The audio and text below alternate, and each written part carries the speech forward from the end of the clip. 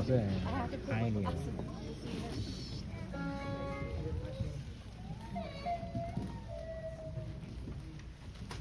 Nó nói là tôi cực ta đạo điều rộng công báo.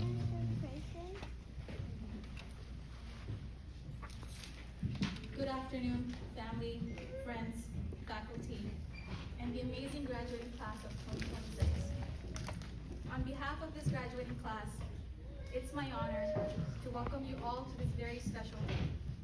A day we all been waiting for, counting down to, and honestly, at some points, we weren't even sure would ever come. To my fellow survivors, I mean graduates, look around, take a moment, and relax, because we all made it. Through early mornings, long clinical days, exams that made us question our entire existence, and study sessions that somehow turned into a group therapy. We survived on caffeine, minimal sleep, and just enough confidence to say, yeah, I think I know what I'm doing. There were moments we felt on top of everything, and moments where we reread the same page 500 times and had no idea what it said. But somehow, here we are, smiling, dressed up, and acting like we totally had it together from the beginning. To our families and loved ones, thank you for being here today and standing by us every single step of the way. Your support, encouragement, and belief in us made this moment possible. And to our faculty, thank you so much for your guidance, patience, and dedication. You truly helped us shape into who we are today, and we are truly grateful. So to everyone here, thank you for joining us and being part of this unforgettable day. My graduating class of 2026, let's take this moment in, celebrate, and maybe finally get some sleep. Welcome and enjoy the ceremony. Now, I would like to invite Emily Wilson for the director's address. Thank you.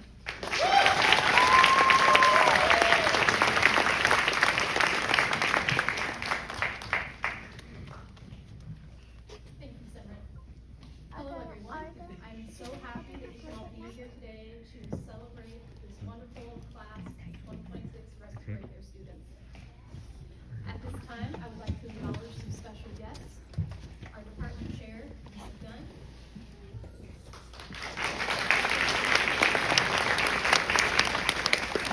Interim Dean of Health and Public Services, Teresa Ward. Vice President of Instruction, Eric Shear. Vice President of Student Services, Trey Robinson. And board members, Trustee Blacklock. And Trustee Knott. Thank you for taking the time to be here with us today. Many years ago, I was in this exact spot, completing my own journey as a respiratory care student. Something I wish I had done a better job at was really taking the whole moment in. We tend to get caught up in our lists of to-dos and our check-offs, and we miss the magic along the way. So do me a favor, students, take a look around, look at your family, look at your friends, look at your classmates. Take a mental image of this moment, something that you can draw on for years to come. Use this as a reminder for how far you've come and what you've had to overcome to get here. All right, do you all have your picture now? The 21 graduates seated before you have demonstrated incredible perseverance over these last 2 years. They have completed over 1,000 hours of rigorous clinic time and have done a variety of procedures, including delivering breathing treatments, drawing arterial blood gases, and managing ventilators. They spent countless hours studying for quizzes and exams, and I'm sure there were many times they felt that their brains might explode if they had to learn another normal value or new terminology. Each one of them has put in the work, and that work has brought them to where they're at today. But before we celebrate, I would like to take a couple minutes to offer these students a blueprint for future success. My first piece of advice is to find a mentor. A mentor is essential for professional and personal growth. On the days when you doubt yourself and question your abilities, that mentor can be your sounding board. Novelist John Crosby said, "Mentoring is a brain to pick, an ear to listen, and a push in the right direction."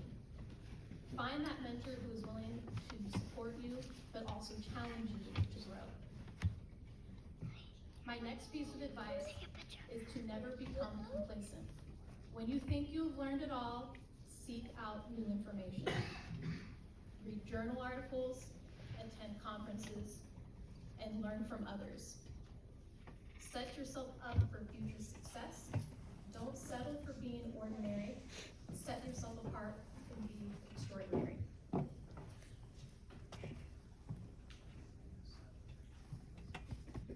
My final piece of advice for you is to be generous. Be generous with your time, be generous with your compassion, and be generous with your kindness. Be the respiratory therapist that makes an impact on their patients' lives. You can be a difference maker every time you clock in for a shift, and can leave a mark that will last forever that your patients and families will remember. I stand before you now, no longer your instructor, but as your colleague. You are now part of an amazing group of people who save lives. To quote a former instructor of mine, "You are all geniuses with unlimited potential." Class of 2026, I am so excited for all of you. Go be great. Thank you.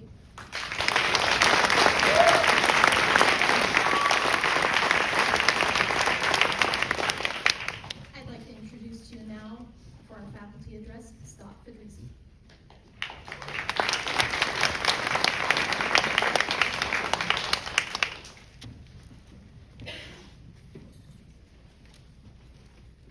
Okay, welcome everyone. It's truly an honor and a privilege to be asked by the Butte College Respiratory Care class of 2026 to be one of their graduation speakers. I want to thank the class. It's truly an honor, so thank you. Okay? So I asked the class, what do you specifically want me to say?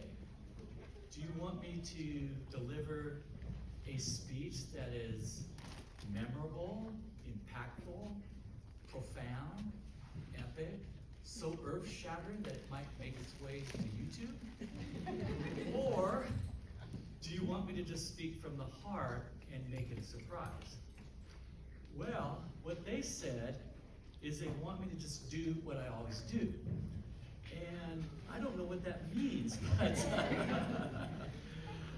but taking that to heart, I think what I'm going to do is sort of a greatest hits of all the things that we've talked about during the last 2 years in our post-clinical meetings.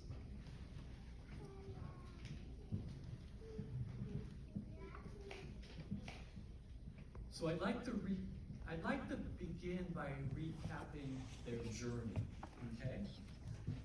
The first semester, they arrived to campus, and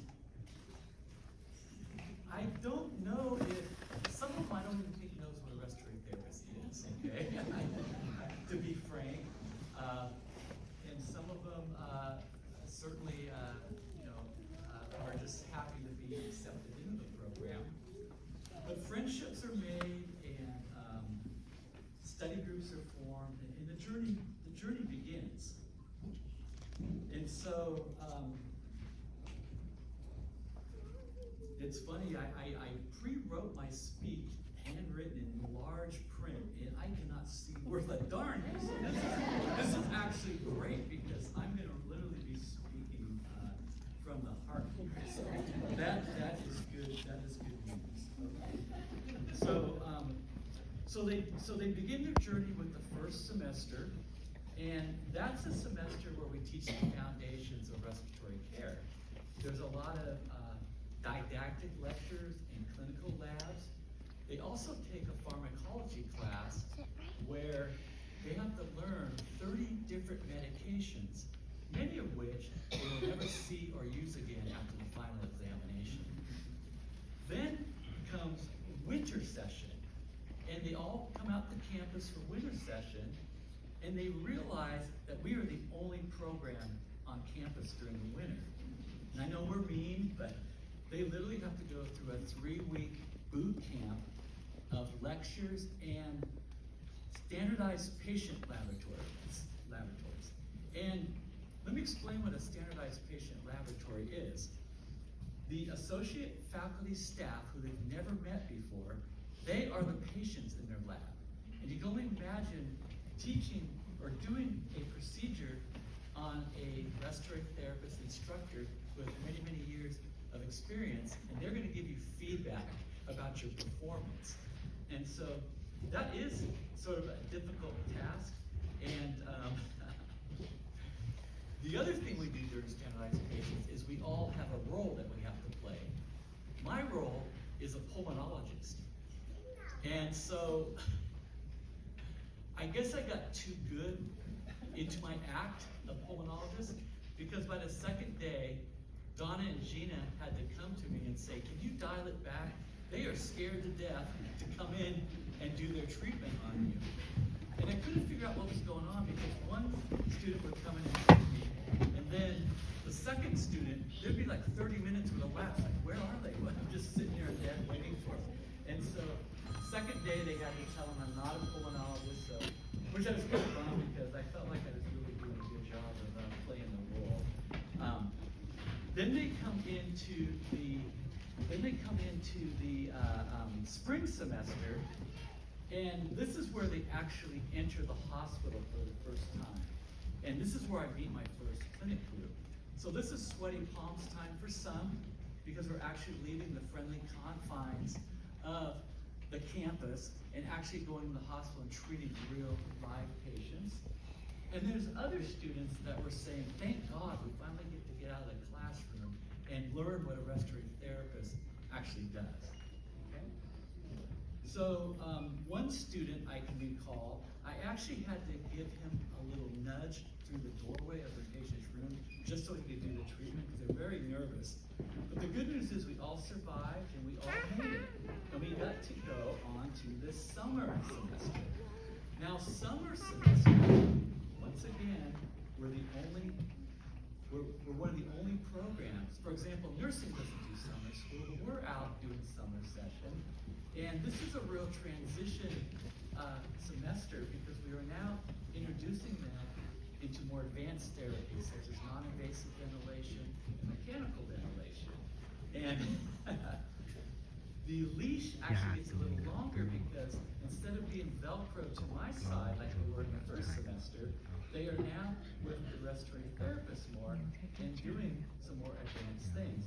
And so I'm happy to report that they actually made it to that semester as well. And the fall semester is more of the same. We're just building upon those advanced therapy concepts. And then we finally get to the final semester, where they get to do what's called their practicum. Now the practicum, we